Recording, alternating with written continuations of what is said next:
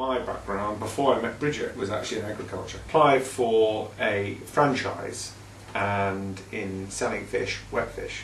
Applied for it, got it. Ran the franchise for about 6 months. We dissociated ourselves after 6 months and set up Flying Fish.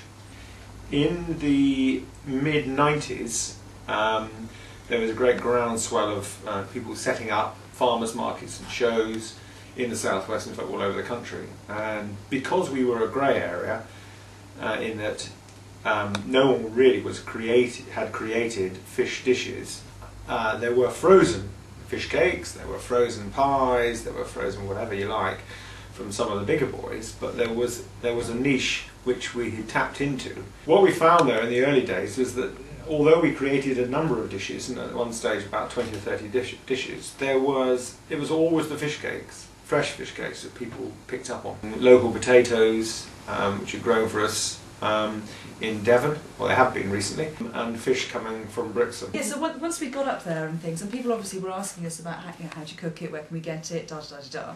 And we just had our usual leaflets, and we really realised at that point that we had to have something on the web, which obviously was where Julie and Project Cosmic came in. And obviously because she had the grounding and knew exactly where we were coming from, it couldn't have been more perfect really for us. It was just, everything was tailor-made, and she was so patient with us, knowing that we were complete Luddites. And she really did have, she had the experience to know all the pitfalls that we were having.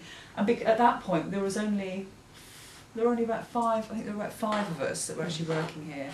So we needed something that was going to make an impact quite quickly. But we weren't going to be spending huge amounts of time, and maintenance and having to keep it running. And it just progressed from there, and well, that's basically where it is now, and it's up and running, and it's been a fantastic tool. It really has. Not just from people actually going online, ordering it, paying for it, and we just ship it out. That's great. People use it as a source of information for our shows, where we are, what we're doing. And it's been lovely. Now I truly have, my children have more idea about how to run anything on the computer than I do. I literally know how to log on, sort out an email, and that's it. Things go wrong, and they sometimes do. Yeah. You then become totally reliant on the computer. You have to keep upgrading and looking at what you're doing, because otherwise, if for whatever reason that goes down or anything goes wrong, that you're frozen. You're frozen out. We lost this one about a month ago. Well, actually longer than that ago, didn't we? And I was without it for about 6 weeks because we had to get a new computer and redo everything, and it was a nightmare. You suddenly realise how dependent you do become on them, and how much it makes our life a lot easier, doesn't it? Because we now use a computerised filing system and various other things, and it's just gradually, it's just another thing. While we're blowing people's trumpets, I think we ought to bring in Business Link, because they've been very helpful to us as a company, in that they are impartial.